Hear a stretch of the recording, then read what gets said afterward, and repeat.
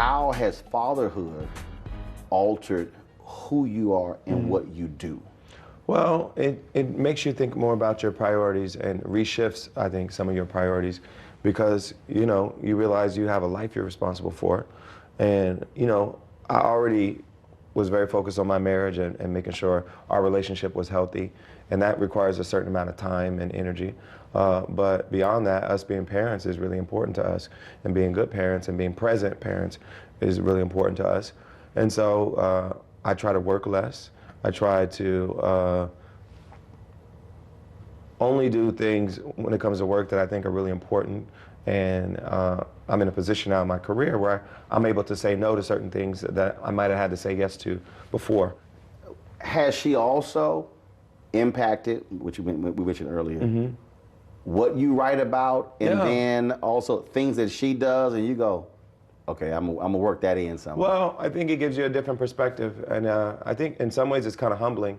We haven't done this before. It's an awesome responsibility, and we're learning as we go, and that's certainly been a part of my songwriting. And I think it also made me more reflective in general about life, and about death, and about legacy, and about what it means to do something important in the world, and will it survive your actual living and breathing on Earth? Will your life have meant something?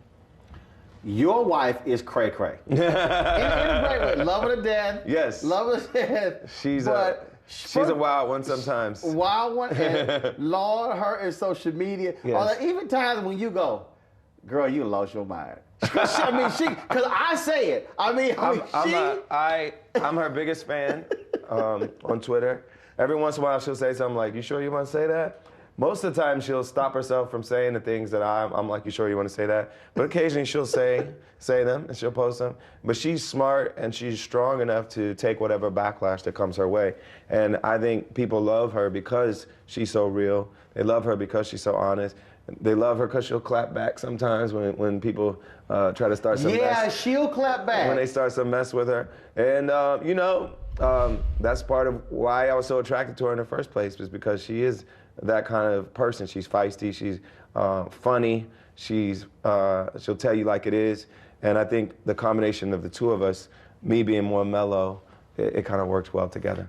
So will we ever see a John Legend party album?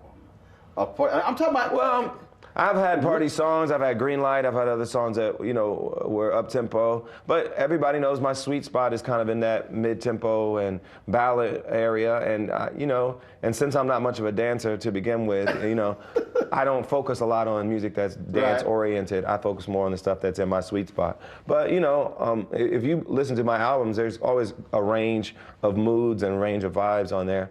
Is there something that you would really love to do that you haven't done yet?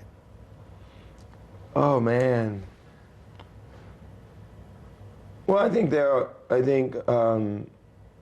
now that I've done a little bit of acting, I think I'm going to be interested in doing some more, and so we'll see about that. And we're in talks about some interesting biopic ideas in music. I don't want to talk about who it's going to be because we're a little too early in the process, but there's some cool stuff we're going to do. Yes. I'm not going to answer. There's going to be some cool stuff, hopefully, that we'll do with me in front of the camera, because my company's been producing a lot of projects, but most of them I haven't been on camera for, but we'll see. There'll probably be some more of that in the future. All right. John, brother, always good to see you. Thank you. Appreciate it.